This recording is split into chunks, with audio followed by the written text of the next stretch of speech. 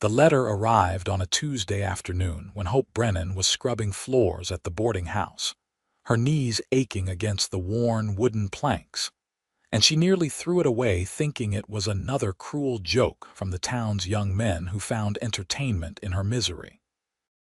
Hope had lived in Carlin, Nevada for 3 years, ever since her father died of consumption and left her alone at 19 with nothing but debts and a reputation she never deserved. The town had decided long ago what kind of woman she was, the whispers starting when she'd been forced to work in the saloon just to eat, serving drinks with her head down and her heart breaking a little more each day.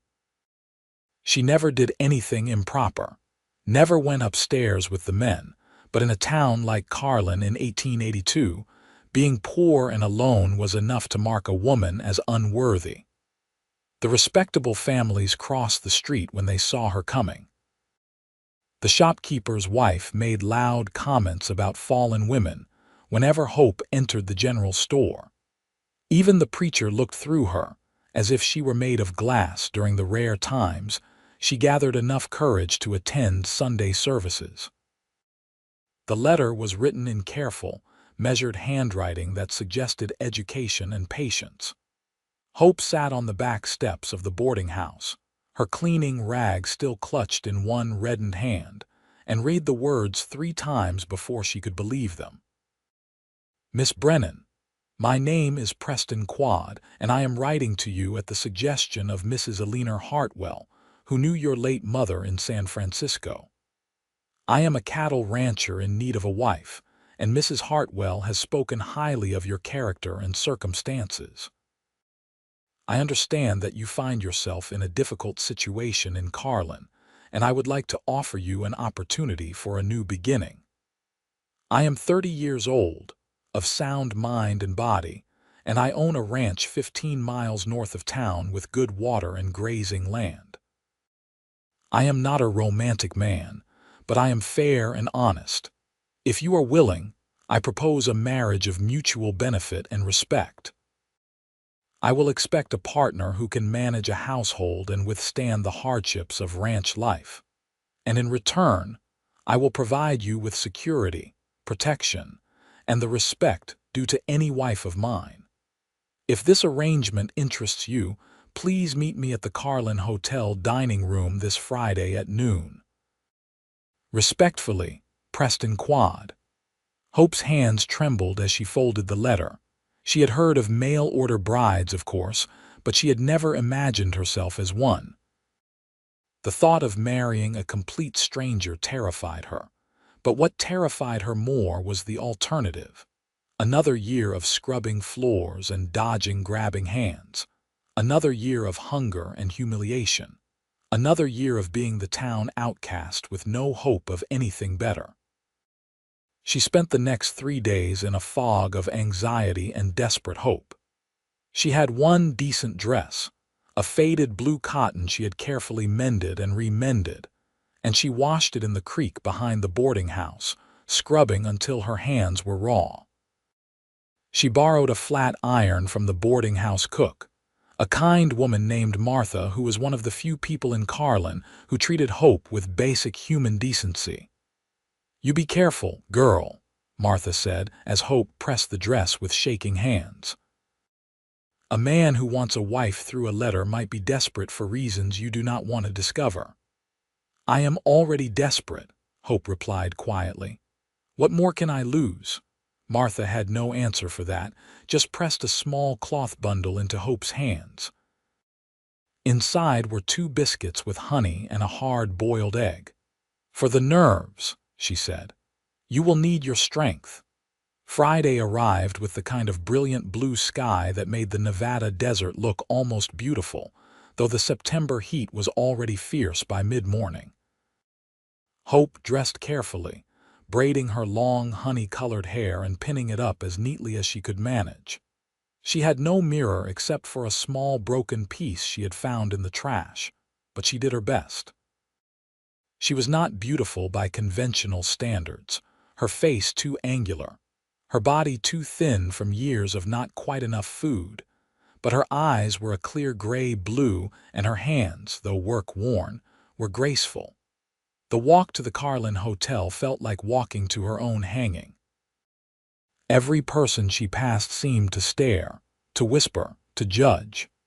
By the time she reached the hotel's front entrance, her courage had nearly failed her entirely. She stood on the wooden sidewalk, one hand pressed against her churning stomach, seriously considering running back to the boarding house and forgetting the whole thing. Then the door opened and a man stepped out, clearly looking for someone. He was tall, well over 6 feet, with broad shoulders and the weathered face of someone who spent his days outdoors. His hair was dark brown, almost black, cut short and practical. He wore clean denim trousers, a simple cotton shirt, and a well-worn hat that he removed when he saw her. "Miss Brennan." His voice was deep and careful, each word measured. Hope nodded, not trusting her voice. "I am Preston Quad." He studied her for a long moment, his dark brown eyes serious and searching. "Thank you for coming. Would you join me for lunch?" The hotel dining room was the nicest place Hope had been in years. The tables had actual tablecloths, white and pressed, and the chairs matched. Preston held one out for her, and she sat carefully, terribly aware of how out of place she looked among the respectable diners who glanced their way with barely concealed curiosity.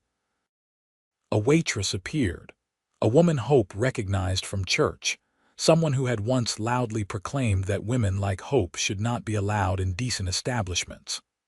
The woman's eyes widened when she saw Hope sitting there, but Preston's calm, authoritative presence seemed to override her judgment. "2 lunch specials, please," Preston said, "and coffee." When the waitress left, Preston turned his full attention to Hope. She felt herself shrinking under his gaze, waiting for the disappointment, the realization that he had made a mistake in writing to someone like her. Instead, he said, "Mrs. Hartwell told me about your mother. She said Mary Brennan was one of the kindest women she ever knew, that she took in Mrs. Hartwell's sister when she was sick with fever and nursed her for 3 weeks without asking for a penny." Hope's throat tightened. "I barely remember her. She died when I was 8. Mrs. Hartwell also told me what happened to you after your father passed, how the town treated you." Preston's voice was calm, but there was an edge of steel in it. "She said you have worked yourself nearly to death trying to survive with honor, that you have refused opportunities that would have compromised your character." Hope stared at her hands, clasped tightly in her lap. "The town has its own opinion of my character. The town is wrong." She looked up, startled by the certainty in his voice. Preston leaned back slightly, his expression thoughtful. "I will be honest with you, Miss Brennan. I am not offering a love match. I am 30 years old and I have spent the last 8 years building my ranch into something substantial. I have 200 head of cattle, good grazing land, a solid house, and water rights that make my property valuable. What I do not have is a partner. Ranch life is hard and lonely, and I need a wife who can help me build something lasting. I need someone who understands hardship and does not break under it." "Why me?" Hope asked, her voice barely above a whisper. "Why not one of the respectable women in town? There are plenty who would jump at the chance to marry a successful rancher." Preston was quiet for a moment, and when he spoke, his words were careful. "I have met the respectable women in this town. They are concerned with social standing and comfort. They want a husband who will take them to dances and buy them pretty things. That is not what I am offering. I am offering hard work, isolation, and a life that will test you every day. But I am also offering you respect, protection, and a chance to build something meaningful. Mrs. Hartwell told me you are strong and capable, that you have integrity even when it costs you everything. Those are the qualities I value." The food arrived, roasted chicken with potatoes and carrots, more food than Hope typically saw in 3 days. She ate slowly, trying not to reveal how hungry she was, while Preston explained the practical details of his offer. His ranch was called the This Broken story Creek, was posted on the named for the channel The stream Rusty that ran Saddle. through his Please do not property. repost it in any He had a form. small crew of ranch hands who stayed in a bunkhouse, a Mexican man named Carlos who had worked with him since the beginning, and 2 younger men he had hired for the season. The house had 4 rooms, a wood stove, and a well with good water. "I will not lie to you about the difficulties," Preston said. "The winters are harsh, we are isolated, the work is endless.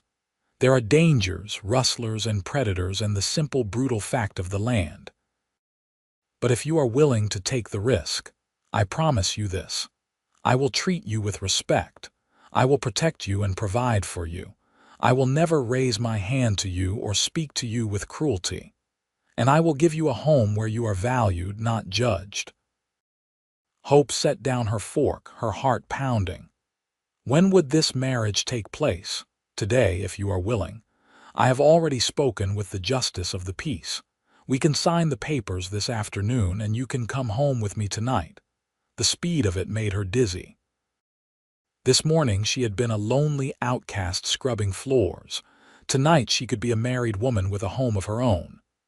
"I have nothing to bring you," she said. "No dowry, no possessions except the clothes on my back and a few small things in my room at the boarding house." "I do not need your possessions," Preston said quietly. "I need your partnership." Hope looked at this stranger, this serious, careful man who was offering her a lifeline when she was drowning. She thought about Martha's warning, about all the ways this could go wrong. But she also thought about the alternative, about years of being nobody, of being judged and dismissed and diminished until she disappeared entirely. "Yes," she said, "I will marry you." Something shifted in Preston's expression, a subtle relaxation she might have missed if she was not watching him so carefully. "Thank you," he said simply. They finished their meal in relative silence, though it was not an uncomfortable one. Preston paid the bill and then escorted her to the boarding house to collect her few belongings. Hope was grateful he waited outside, sparing her the humiliation of him seeing the tiny, bare room she had called home. She gathered her extra dress, her mother's Bible, a small wooden box with a few keepsakes, and the cloth bundle Martha had given her. Everything she owned fit into one small canvas bag. Martha was in the kitchen when Hope came down. The older woman took one look at the bag and Preston waiting outside and crossed herself. "So you are doing this?" "I am." Martha pulled her into a fierce hug. "You write to me if you need anything. You hear me. If that man is not what he seems, you get word to me somehow." "I will," Hope promised, blinking back tears. The justice of the peace was a bored-looking man named Henderson, who had clearly performed this ceremony hundreds of times with minimal interest. He had them sign the necessary papers, repeated the vows in a monotone, and pronounced them married in less than 15 minutes. Preston produced a simple gold ring that he slipped onto Hope's finger, the metal warm from his pocket. "I declare you husband and wife," Henderson said, already turning away to file the papers. Hope stared at the ring on her finger, solid proof that her entire life had just changed. She was married to a stranger. A stranger who was now loading her pitiful bag into a wagon hitched to 2 sturdy horses. Preston helped her onto the wagon seat, his hands careful and impersonal, and then climbed up beside her. The ride out of Carlin felt surreal, the familiar buildings and dusty streets falling away as they headed north into open country. The afternoon sun was relentless, beating down on the desert landscape of sage and scrub, with distant mountains purple against the horizon. They rode in silence for a long time. Hope's mind raced with questions and fears, but she could not figure out how to voice any of them. Preston seemed comfortable with the quiet. his hands steady on the reins, his eyes scanning the landscape with the automatic awareness of someone who knew every rock and ridge. Finally, as they crossed a dry creek bed and began climbing into slightly higher ground, Preston spoke. "I know this is strange for you. I will try to make the transition as easy as I can." "How long have you been planning this?" Hope asked. "To find a wife through a letter, about 6 months," Preston said. "I wrote to Mrs. Hartwell in San Francisco because I knew she had connections to families who had moved to Nevada. She wrote back about you, about your situation. She sent me a letter you had written to her, asking if she knew of any employment opportunities." Hope remembered that letter, written in desperation 4 months ago when the boarding house had cut her hours. She had hoped Mrs. Hartwell, her mother's old friend, might know of a family needing a housekeeper or a governess. She never imagined it would lead to this. "She should have asked me first," Hope said, not quite able to keep the edge from her voice. "You are right," Preston said. "She should have. But she was worried about you and she thought this might be your best option. Was she wrong?" Hope had no answer for that. They both knew what her options in Carlin had been, and none of them were good. The sun was starting its descent toward the horizon when they finally crested a rise, and Preston said, "There. That is home." The Broken Creek Ranch spread out below them, a collection of buildings in a shallow valley with green cottonwood trees marking the path of a creek. The main house was larger than Hope had expected, a solid wood structure with a covered porch and glass windows. Near it stood a barn, a corral with several horses, and a smaller building that must be the bunkhouse. The land stretched out in all directions, rolling hills dotted with cattle. "It is beautiful," Hope said, and meant it. "It is harsh," Preston corrected. "But it is mine, ours now, I suppose." As they drove down the rough track toward the house, Hope saw a man emerge from the barn, shading his eyes to watch their approach. He was older than Preston, perhaps 50, with graying hair and a weathered face. "That is Carlos," Preston said. "He is my foreman and the closest thing I have to family." Carlos approached as Preston pulled the wagon to a stop in front of the house.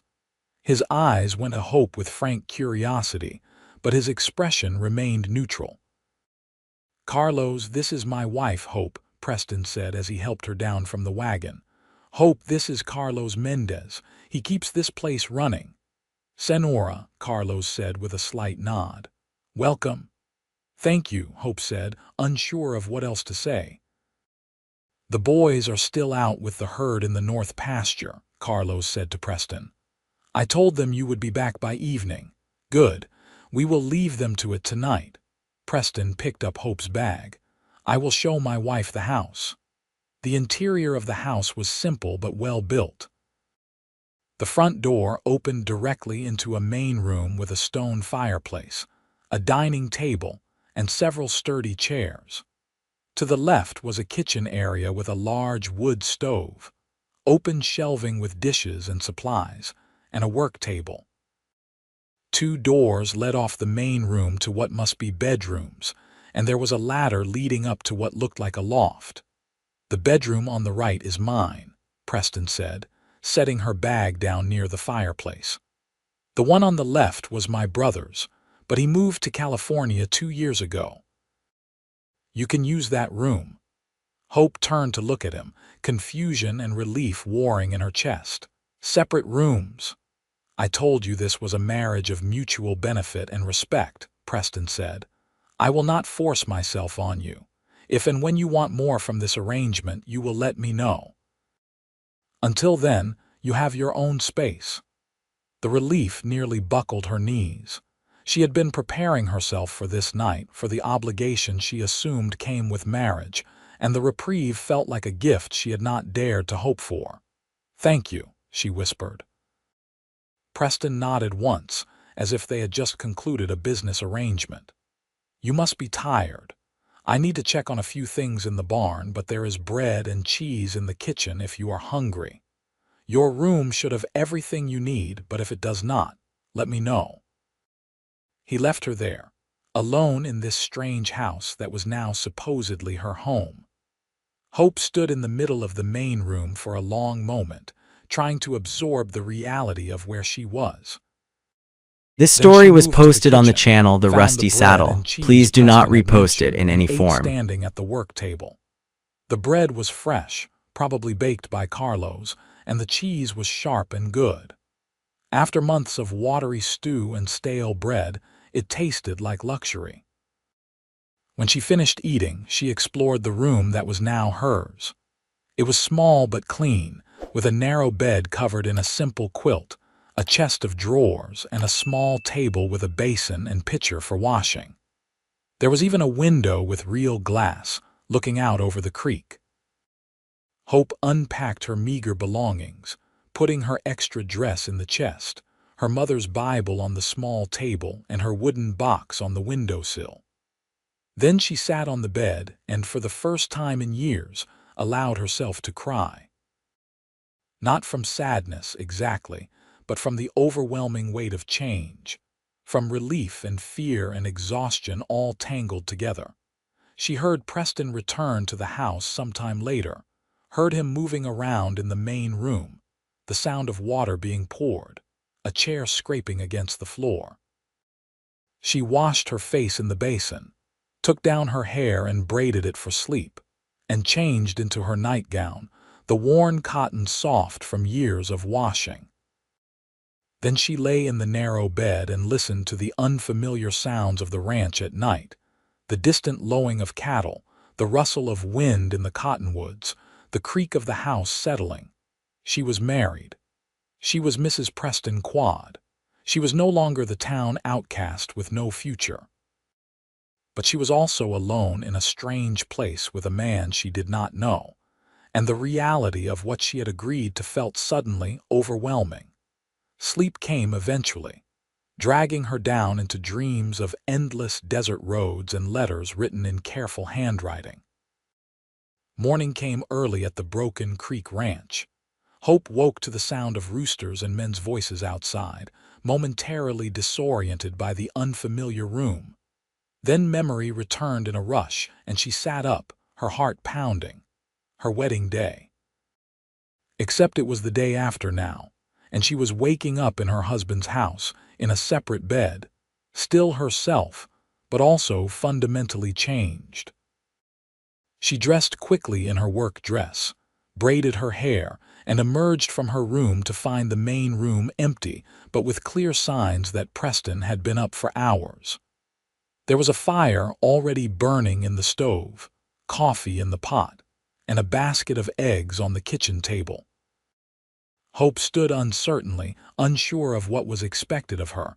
The front door opened and Preston entered, stopping short when he saw her. "Good morning. I hope the roosters did not wake you too early." "No, I am used to early mornings," Hope said. "What time is it?" "Just past 6. The men have already eaten and headed out to check the fence lines in the east pasture." Preston moved to the coffee pot and poured himself a cup. "Would you like some?" "Yes, please." They stood on opposite sides of the kitchen, drinking coffee in awkward silence. Hope searched for something to say, some way to break the strange formality between them. Preston spoke first. "I thought today I could show you around the ranch properly, introduce you to the routine here. Carlos usually handles the cooking for the men, but you and I take our meals separately in the house. If you are comfortable with it, I assumed you would manage the household and the cooking for us. But if you need help or instruction, Carlos is an excellent cook and can teach you." "I know how to cook," Hope said, perhaps a bit too sharply, "and clean and manage a household. I have been taking care of myself for 3 years." "I meant no offense," Preston said calmly. "I just wanted you to know the resources available to you." Hope felt her cheeks heat with embarrassment at her defensive reaction. "I am sorry. I am just not sure what you expect from me." Preston set down his coffee cup and leaned against the work table, his expression thoughtful. I expect you to take care of the house, to cook and clean and manage the domestic side of the ranch. Beyond that, I expect you to learn about this place and how it works, because a good partner understands the entire operation. I expect honesty and reliability. What I do not expect is perfection or miracles. You are learning a new life, and that takes time. What about you? Hope asked. What can I expect from you? I am up before dawn most days. I work with the cattle, maintain the property, handle the business side of the ranch. I will take my meals with you when I can, but there will be days when I am out from sunrise to sunset. I will provide you with money for household expenses and anything you need. I will introduce you to the other ranching families in the area when the opportunity arises. And I will treat you with respect and honesty always. It sounded reasonable, almost businesslike, and Hope supposed that was what their marriage was, a business arrangement. Still, there was something lonely about reducing a marriage to expectations and duties. They spent the morning touring the ranch. Preston showed her the barn with its neat rows of stalls, the feed storage, the tack room with saddles and bridles hanging in careful order.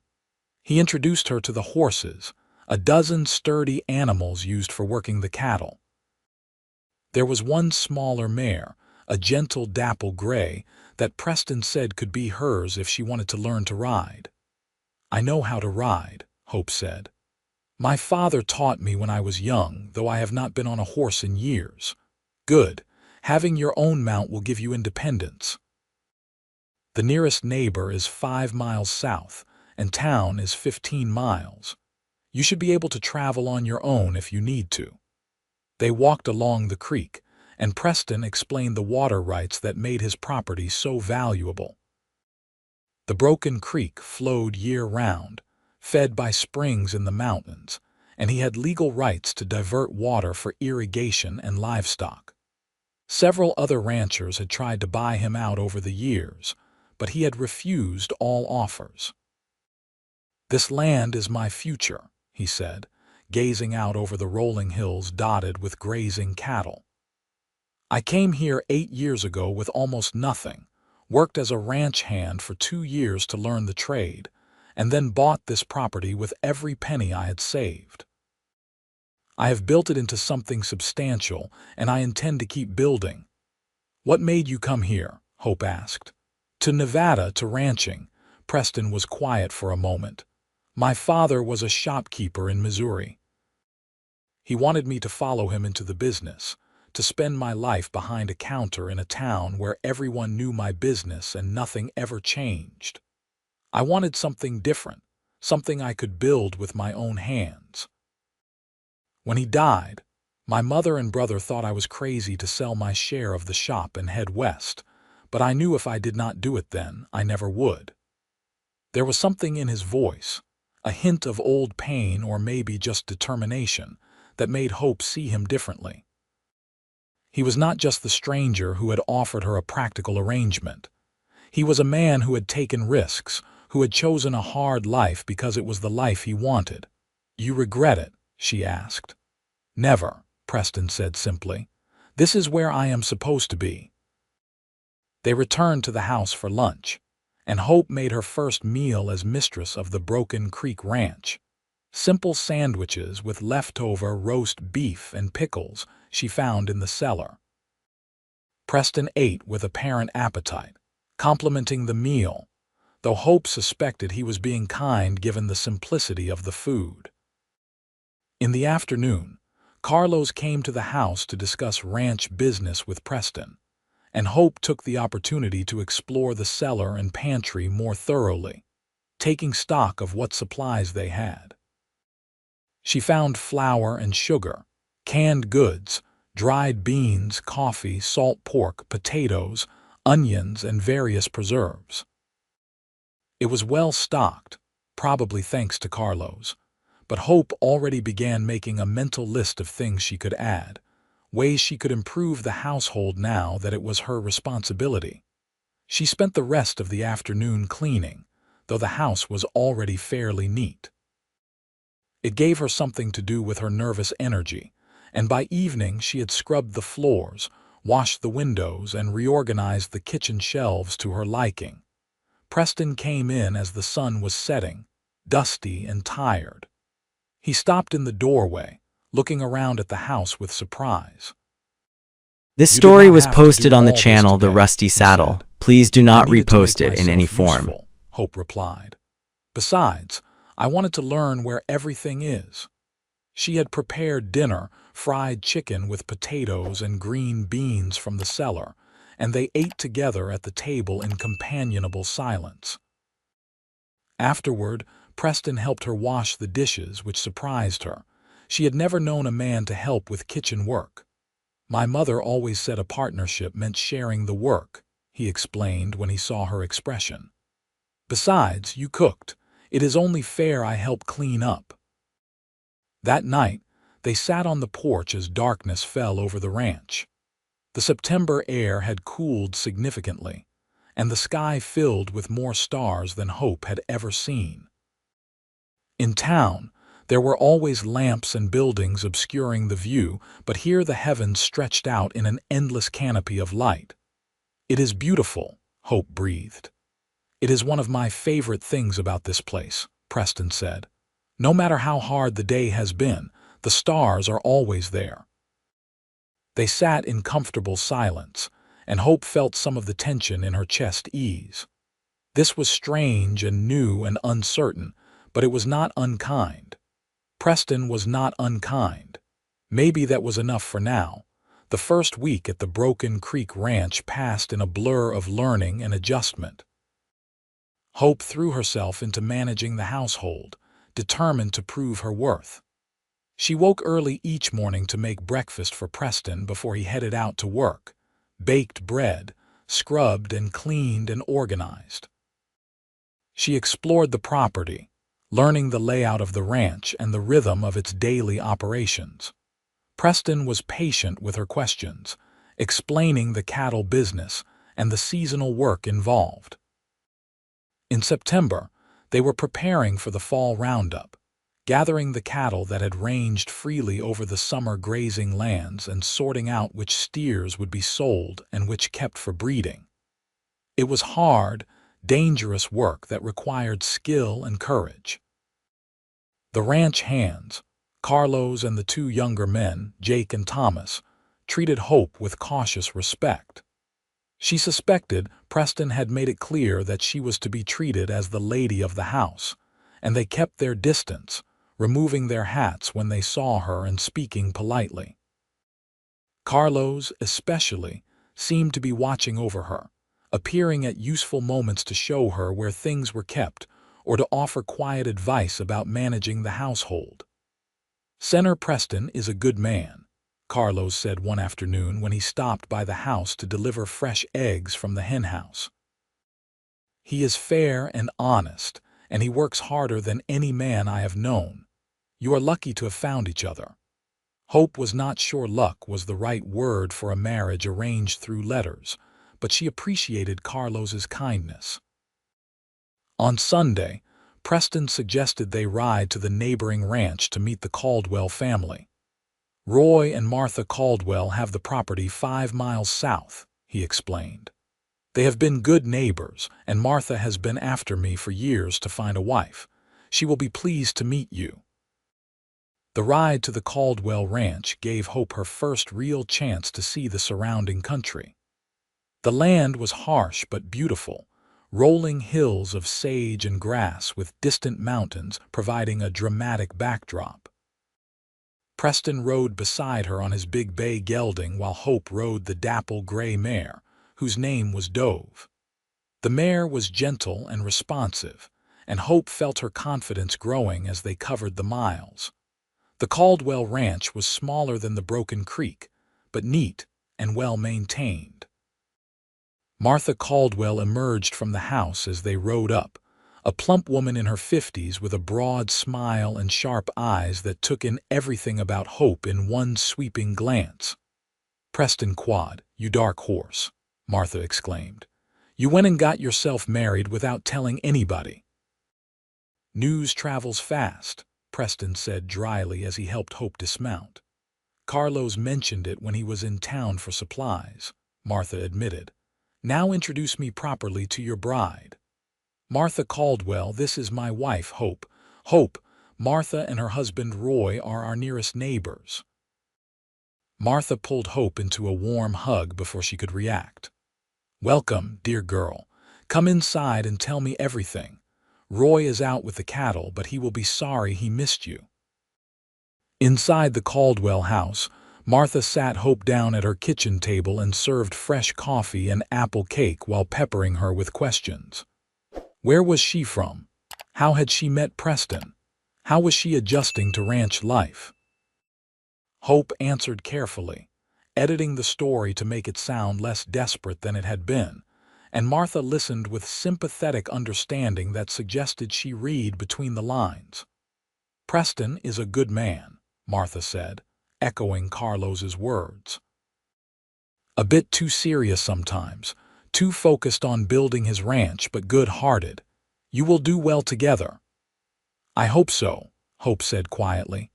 Marriage is work, dear, especially out here where life is hard and there is no time for romantic nonsense. But if you are both willing to be partners, to support each other through the difficulties, it becomes something strong. My Roy and I have been married 32 years, and I would not trade a day of it, even the hard ones. Hope found herself drawn to Martha's warmth and practical wisdom. Before they left, Martha made her promise to visit again soon and to send word if she needed anything. We women have to stick together out here, Martha said. It can be lonely otherwise. The ride back to the Broken Creek was quiet. Preston seemed content to let Hope process the visit without pressing her for conversation. As they approached the ranch, he finally spoke.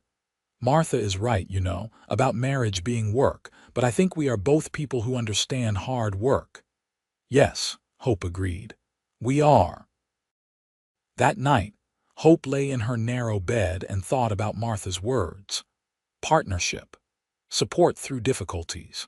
It was not the romantic vision of marriage she had once dreamed about as a young girl, but it was real and solid, and maybe that was better. Romance was for people who had the luxury of choosing love. She and Preston were building something different, something based on mutual respect and shared goals. Perhaps that could grow into something more, given time. The weeks passed, and September gave way to October. The fall roundup began, and the ranch became a hive of activity. Preston hired additional hands for the work, and the days were filled with the sounds of cattle and horses, men shouting and working. Hope kept the house running, cooking large meals for the crew and managing the endless laundry and cleaning that came with supporting a working ranch. She found she was good at this work, that her years of hardship in Carlin had taught her efficiency and resourcefulness. Preston noticed, complimenting her organizational skills and the way she managed to keep everything running smoothly despite the chaos of roundup season. You have made a real difference here, he told her one evening after the crew had been fed and the kitchen cleaned. The house feels like a home now, not just a place to sleep between work. The compliment warmed her more than she expected. She was beginning to understand Preston, to read his serious expressions and measure his words. He was not demonstrative or flowery in his speech, but when he said something, he meant it. They had fallen into a comfortable routine, these two strangers learning to live together. They shared meals and conversation about the day's work. Preston asked her opinion on household decisions and included her in discussions about ranch business. He was teaching her to ride better, taking her out on evening rides when he had time, showing her the boundaries of their property and the best views of the surrounding country. But they remained polite strangers in many ways, each occupying their own bedroom, living parallel lives that intersected but did not quite merge. Hope found herself wondering what Preston thought of their arrangement. whether he was satisfied with this businesslike marriage or whether he wanted more. One evening in late October, a storm rolled in from the mountains, bringing the first real cold of the season and driving rain that turned the ranch yard to mud. Preston came in soaked and shivering. This story was having posted spent on the day channel The moving Rusty cattle to Saddle. shelter. Please do not repost it in any Hope had form. hot coffee and stew ready, and she made him change into dry clothes before she would let him eat. "You will catch your death," she scolded, sounding uncomfortably like a wife rather than a business partner. Preston emerged from his room in dry clothes, his dark hair still damp. He sat at the table and wrapped his hands around the coffee mug, clearly exhausted. "Thank you," he said, "for having this ready. It has been a brutal day." "Did you get all the cattle moved?" "Most of them. We will have to go back out tomorrow to search for stragglers." He ate the stew with obvious hunger, and Hope refilled his bowl without asking. "This is good. You are a fine cook." "It is just stew," Hope said, but she was pleased. The storm intensified as the evening wore on, wind howling around the house and rain hammering on the roof. They sat by the fireplace after dinner, Preston going over account books while Hope mended one of his work shirts. The domestic scene felt almost real, like they were an actual married couple rather than two people who had signed papers and agreed to share a house. "Hope," Preston said suddenly, looking up from his accounts, "I want to ask you something." She set down her mending, her heart suddenly racing at the seriousness in his tone. "Yes, are you happy here?" He held up a hand before she could answer. "I know that is perhaps an unfair question. You have only been here 6 weeks, and happiness might be too much to expect. But are you at least content? Do you regret agreeing to this arrangement?" Hope considered his question carefully. "I do not regret it," she said finally.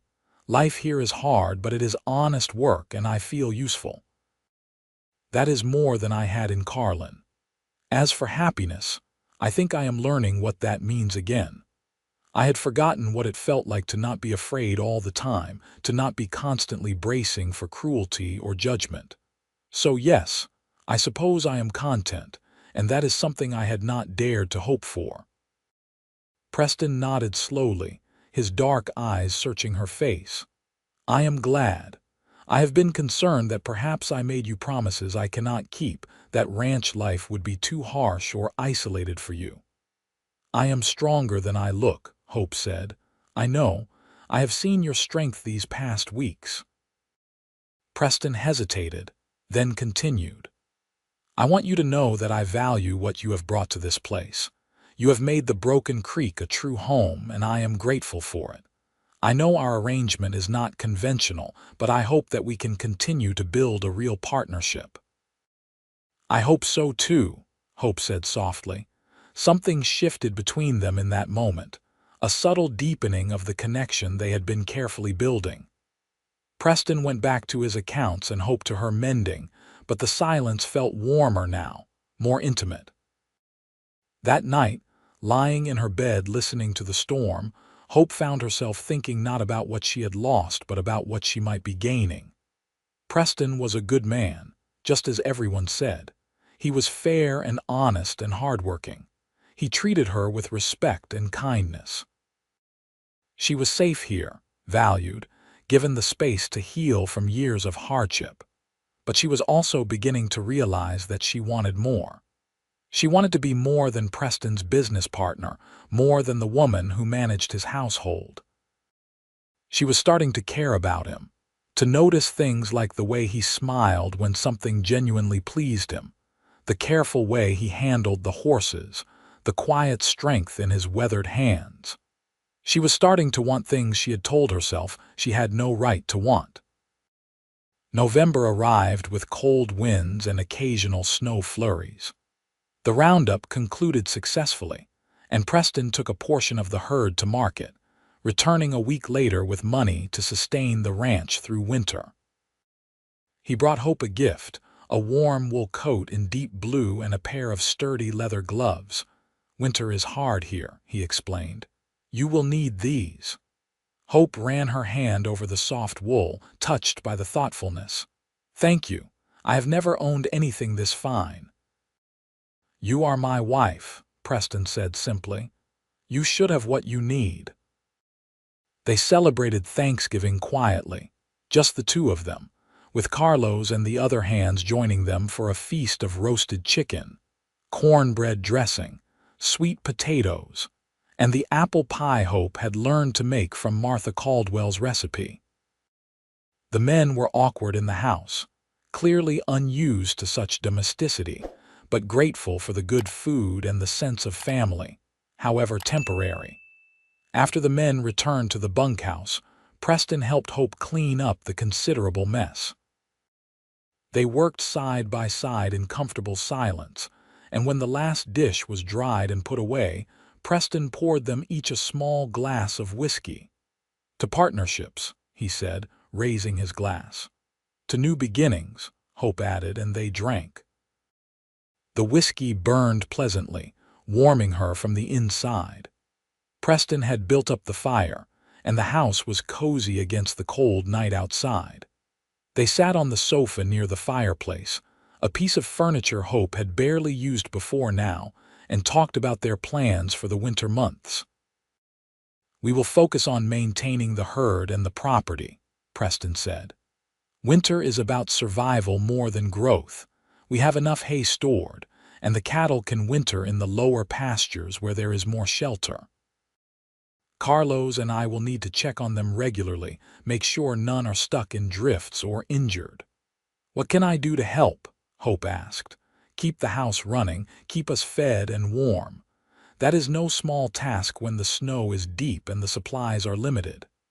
Preston looked at her thoughtfully. "I have been thinking, if you are interested, I could teach you more about the ranch finances, how to keep the books, manage the accounts. That way, if something were to happen to me, you would know how to run the operation." "You think something will happen to you?" Hope asked, alarmed. "No, but ranch work is dangerous, and I believe in being prepared. Besides, a true partner should understand all aspects of the business." So began Hope's education in ranch management. On cold winter evenings, Preston taught her how to read his accounting ledgers, how to track expenses and income, how to calculate profit margins and plan for seasonal fluctuations. Hope discovered she had an aptitude for numbers, and Preston seemed pleased with how quickly she learned. "You have a sharp mind," he told her. "You could run this ranch on your own if you needed to." The compliment meant more to Hope than he probably realized. All her life, she had been told she was worthless, that she had nothing to offer beyond her physical labor. To have someone recognize her intelligence, to trust her with something as important as the ranch finances, was transformative. As winter deepened, and the snow piled high, the isolation of ranch life became more pronounced. Days passed when they saw no one but each other and Carlos, who trudged through the snow each day to help Preston with the necessary work.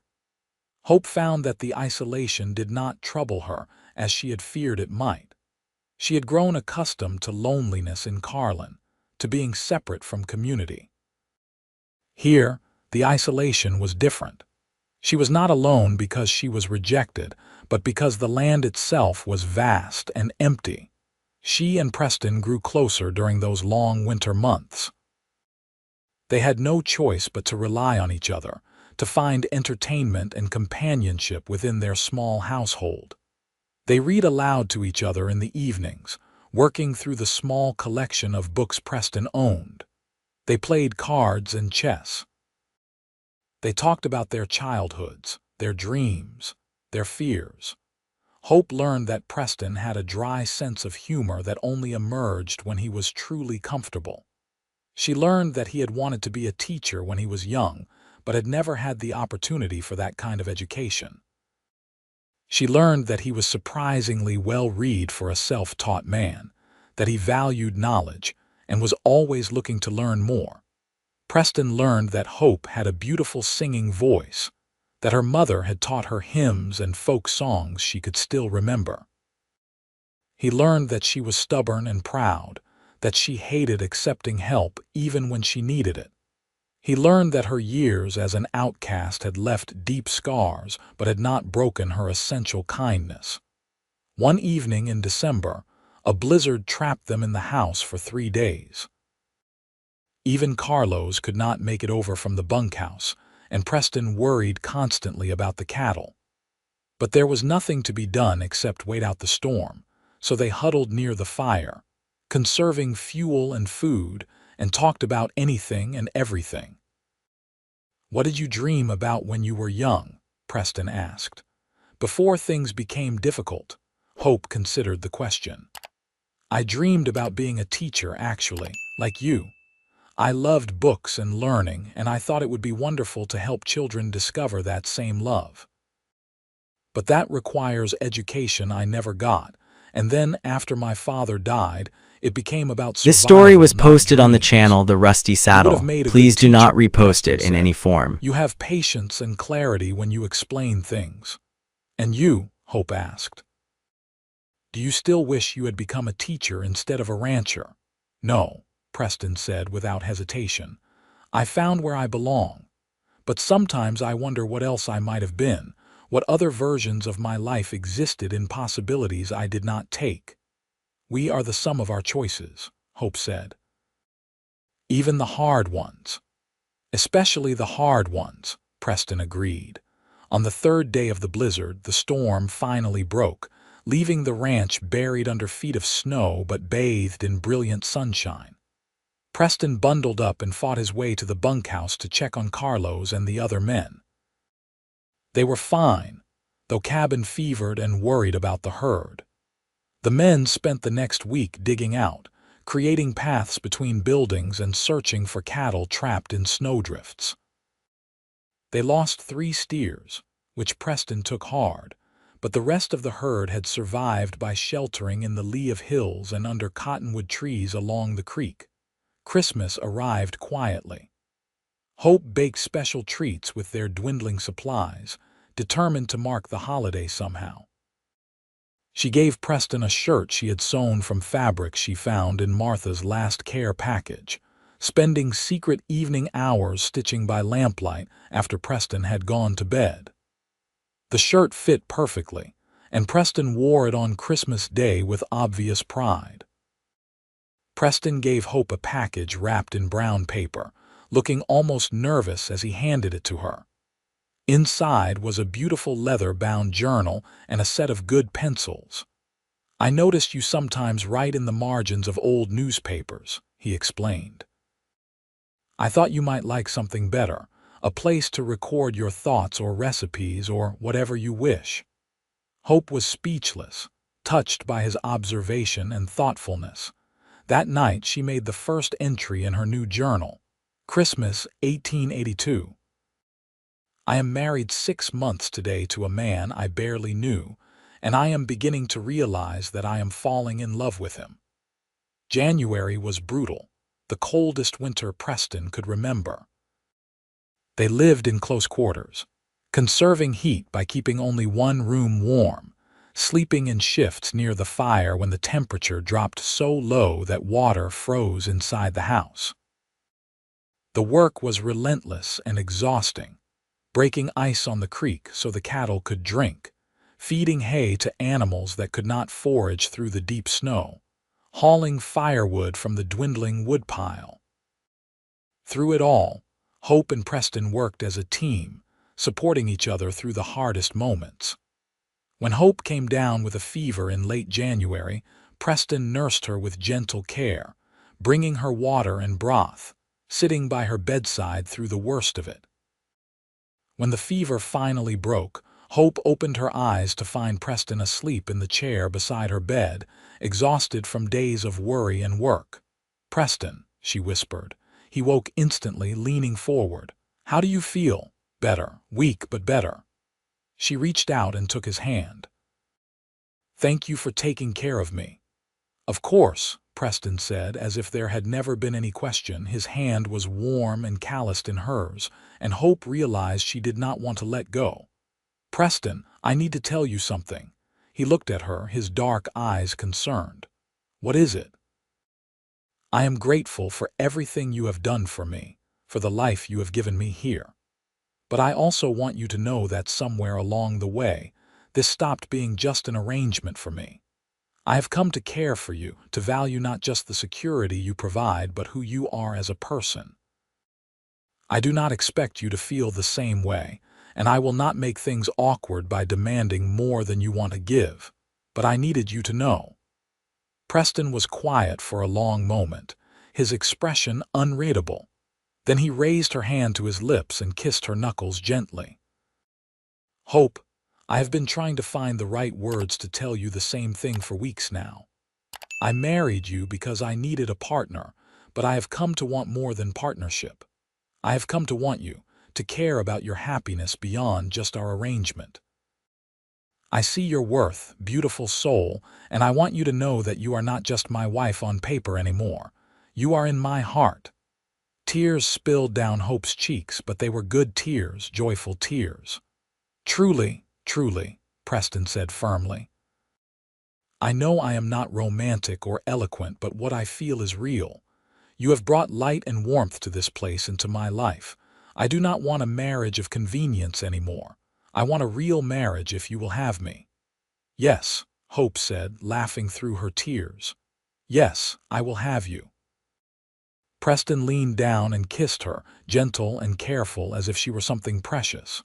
When he pulled back, he was smiling, truly smiling, and Hope realized she had never seen him look so happy. "You should rest," he said. "You are still recovering. Stay with me," Hope asked. "Just sit with me while I sleep." "Always," Preston promised. When Hope was strong enough to leave her bed, their relationship transformed. They were no longer polite roommates, but true partners in every sense. Preston moved his things into Hope's room, and they shared the narrow bed, taking comfort in each other's presence during the cold nights. They were cautious at first, both new to physical intimacy, but they learned each other with patience and care. "I never thought I could have this," Hope whispered one night as they lay tangled together in the darkness. "A real marriage, someone who actually wanted me." "I never thought I wanted it," Preston admitted. "I was so focused on building the ranch, on proving I could make something of myself, that I convinced myself I did not need companionship. But you have shown me what I was missing. You have made me whole in ways I did not even know I was broken." February brought a brief thaw, and Preston took the opportunity to ride to the Caldwell Ranch to check on their neighbors. He returned with Martha, who insisted on coming back to check on Hope after hearing about her illness. Martha took one look at Hope and Preston and grinned broadly. "Well, something has certainly changed since I saw you last." "What do you mean?" Hope asked innocently. "You two are actually married now. Anyone with eyes can see it. The way you look at each other, the way you move together. That was not there at Thanksgiving." Hope blushed but could not deny it. "We have grown closer, yes." "About time," Martha said with satisfaction. "I told Roy that Preston Quad needed a good woman to bring him out of his shell. Looks like you did it." Martha stayed for 3 days, helping Hope with the household work and providing welcome female companionship. She also brought supplies and news from town, including word that 2 more ranches had failed during the harsh winter and their land was being sold off. "Times are hard," Martha said. "You and Preston are lucky to have each other and a strong operation. Not everyone has been so fortunate." After Martha left, Hope thought about her words.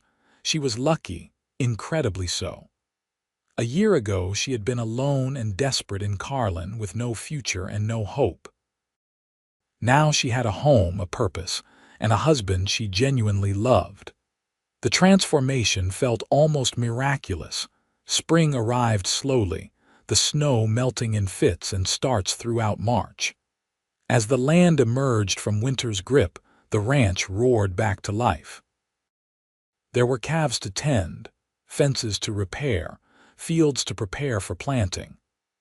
Preston was gone from dawn to dusk most days, and Hope threw herself into spring cleaning, airing out the house and washing everything that could be washed. In April, Hope realized her monthly courses had not come. She waited another 2 weeks before allowing herself to hope, and then another week before telling Preston. She chose a quiet evening after dinner when they were sitting on the porch watching the sunset. "Preston, I have news." He turned to her, immediately attentive to the serious This tone story in her was posted voice. on the channel The "What is Rusty it?" Saddle. "I think I Please am do with not child." repost it in any Preston form. went very still, his eyes widening. "Are you certain?" "As certain as I can be without seeing a doctor. My courses are 6 weeks late and I have been feeling unwell in the mornings." Preston pulled her into a fierce embrace, his voice rough with emotion. "A child. We are going to have a child." "Are you happy?" Hope asked, suddenly uncertain.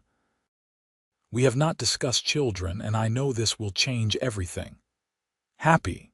Preston pulled back to look at her, his eyes bright. "Hope, I am overjoyed. A family, a real family, it is more than I ever imagined." They held each other as the sun set, both overwhelmed by the magnitude of this new development. A child would tie them together permanently, would transform their marriage from a partnership into a true family. Hope felt a flutter of fear mixed with her joy. She had lost so much in her life. What if something went wrong? As if reading her thoughts, Preston said quietly, "We will face whatever comes together. You are not alone in this." "I know," Hope said, and meant it. The pregnancy progressed through spring and into summer. Martha Caldwell was thrilled when she heard the news, immediately taking Hope under her wing with advice and practical help. She brought baby clothes her own children had outgrown years ago, recipes for foods that would settle a queasy stomach, and reassurance when Hope's fears got the better of her. "Childbirth is natural," Martha said firmly. "Painful, yes, but natural. Women have been doing this since Eve. You will do fine." Preston was protective to the point of being overbearing, not wanting Hope to do anything strenuous. She finally had to sit him down and explain that she was pregnant, not fragile, and that she needed to remain active and useful. "I will rest when I need to," she said. "But I cannot spend the next 5 months sitting in a chair doing nothing. That will drive me insane." Preston reluctantly agreed, but made her promise to tell him immediately if she felt unwell or tired. Hope found his concern endearing, even when it was excessive. Summer brought the steady work of maintaining the ranch, haying the fields, moving cattle to fresh grazing, and preparing for the fall roundup. Hope's pregnancy became obvious by July, her belly swelling with the growing child. She felt the baby move for the first time in early August, a flutter like butterfly wings inside her, and she wept with joy and wonder. "Our child is real," she told Preston that night, guiding his hand to her belly so he could feel the movements. "This little person is growing inside me, and soon we will meet them." Preston was speechless, his hand spread across her belly, his expression one of awe. "This is a miracle," he finally said. The baby arrived on a cold October morning, just over a year after Hope had first come to the Broken Creek Ranch. The labor was long and difficult, attended by Martha Caldwell and a midwife from town. Preston paced outside the bedroom, driven nearly mad by Hope's cries and his own helplessness. When the baby finally came, a lusty crying boy with dark hair and his father's strong features, Martha brought him out to Preston with a tired smile. "You have a son, and your wife is asking for you." Preston rushed into the room to find Hope exhausted but smiling, her hair damp with sweat and her face pale. "We have a son," she said wonderingly. "You are amazing," Preston said, kissing her forehead. "How do you feel?" "Tired, sore, but happy." She looked down at the baby in her arms. "What should we name him?" They had discussed names throughout the pregnancy but had never quite settled on one. Now, looking at his son, Preston said, "What about Samuel? It means God has heard. I feel like God heard my prayers when he sent you to me, and now he has given us this child." "Samuel Quad," Hope said, testing the name. "Yes, I like it." Samuel was a good baby, healthy and strong despite being born a few weeks early. He fed well and slept reasonably, and Hope recovered her strength quickly.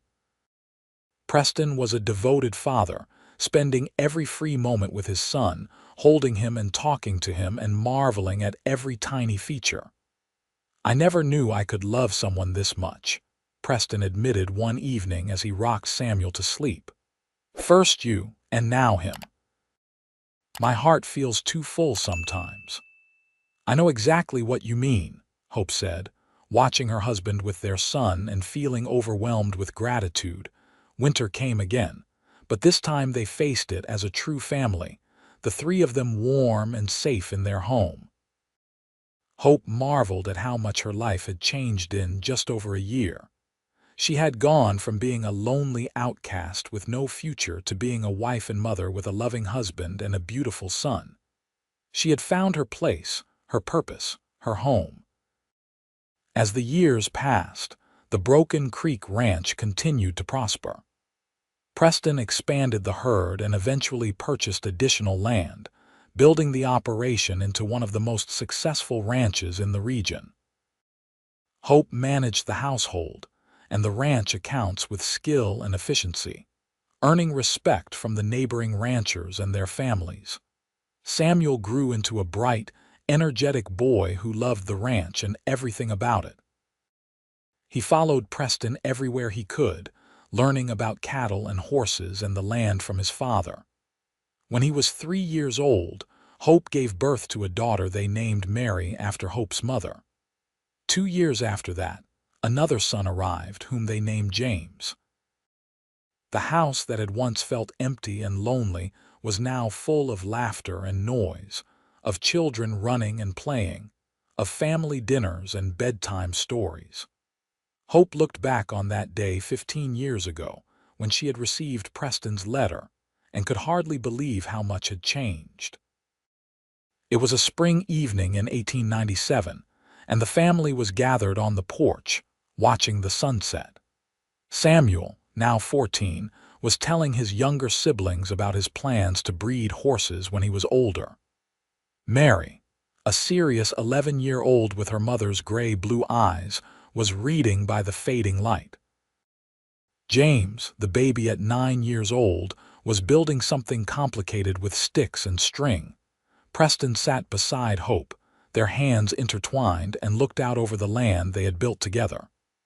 "Do you remember that first day I brought you here? How uncertain everything was."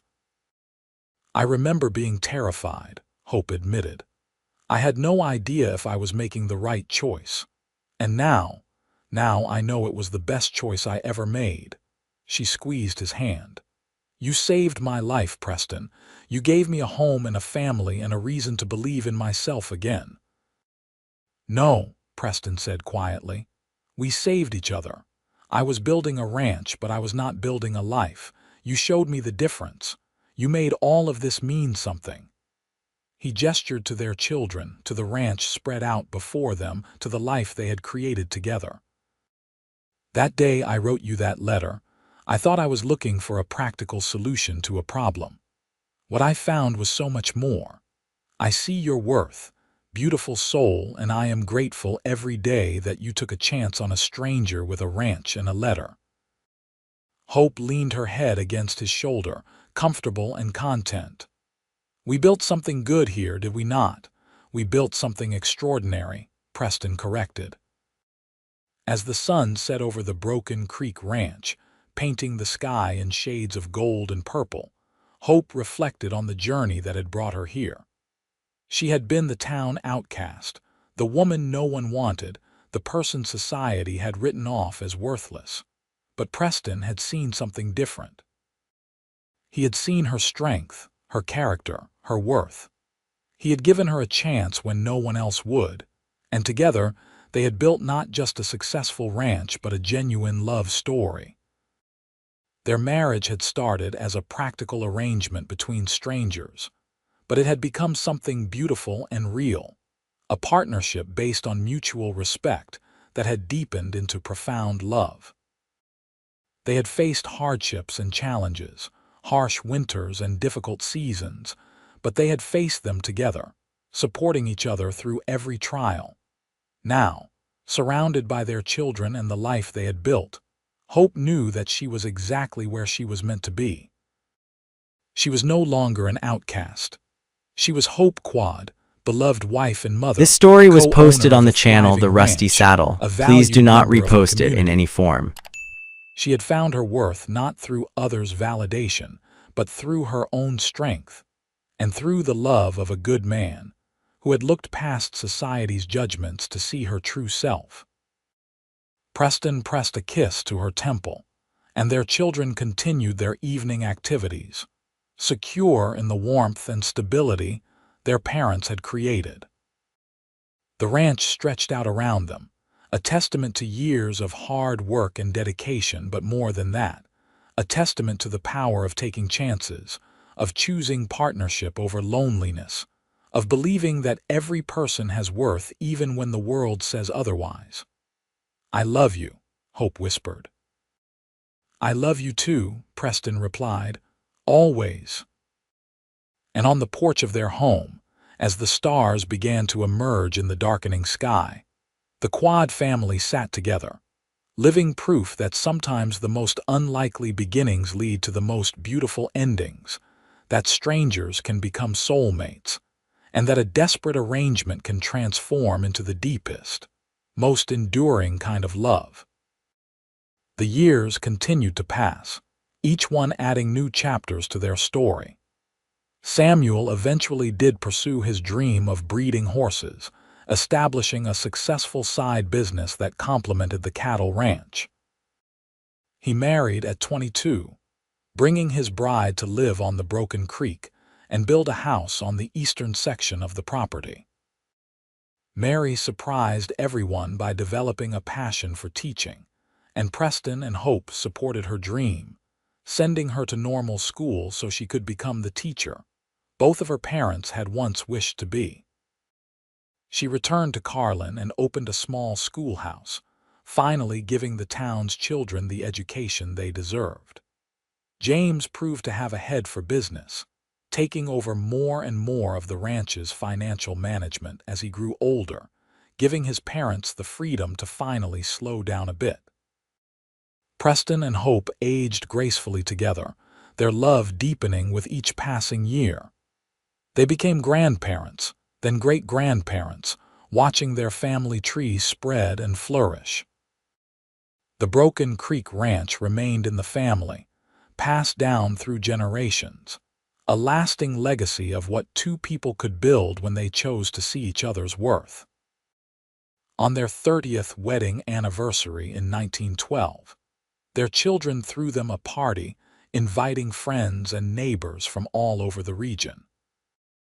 Hope, now 52, and Preston, 60, stood together in their home, surrounded by the people they loved, and reflected on the improbable journey that had brought them together.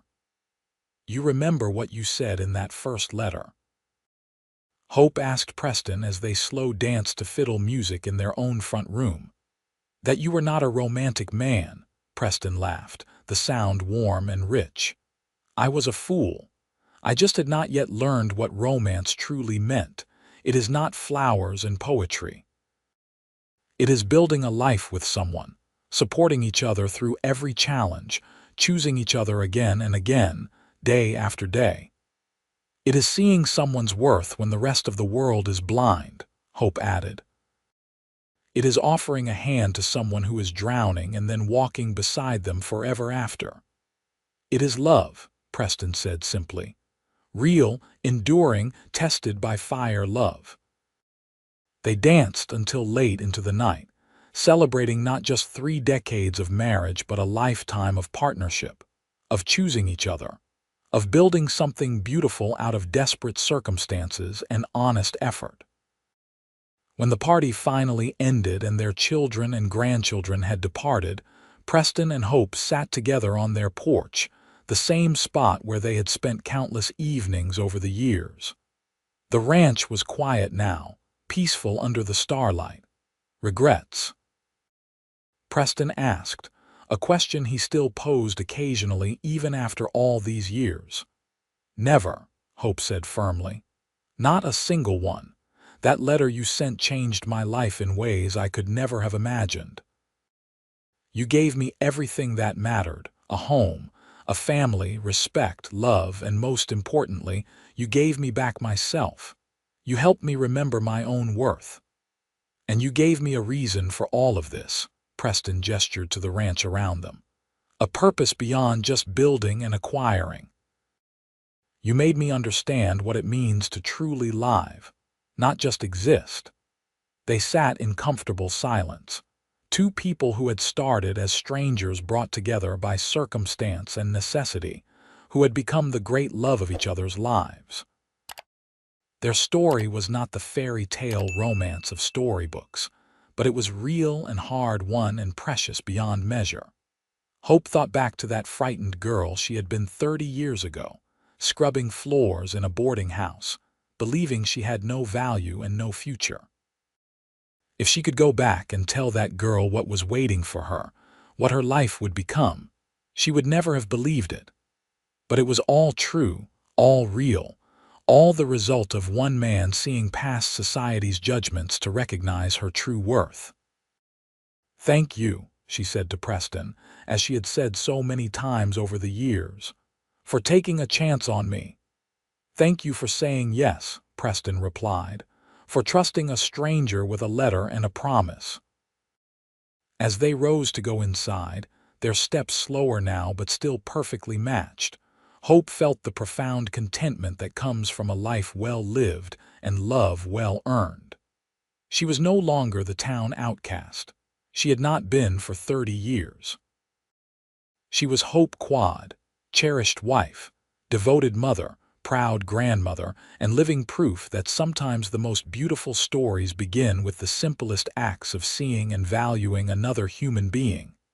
Inside their home, the fire still burned low in the fireplace, casting warm light across the room.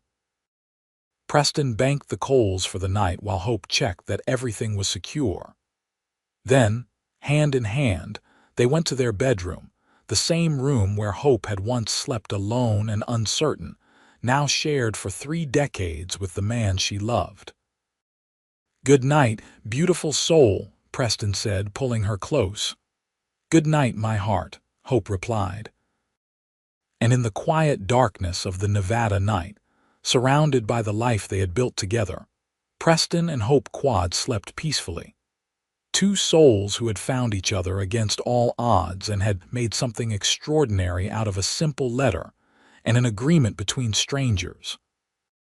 Their story, which had begun with uncertainty and desperation, had become a testament to the power of seeing worth in others, of taking chances on love, and of building happiness through partnership, respect, and the kind of deep, abiding love that weathers all storms and grows stronger with time.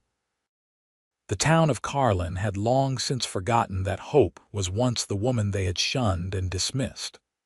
Those who remembered knew her only as Mrs. Preston Quad, respected rancher's wife and matriarch of one of the region's most successful families.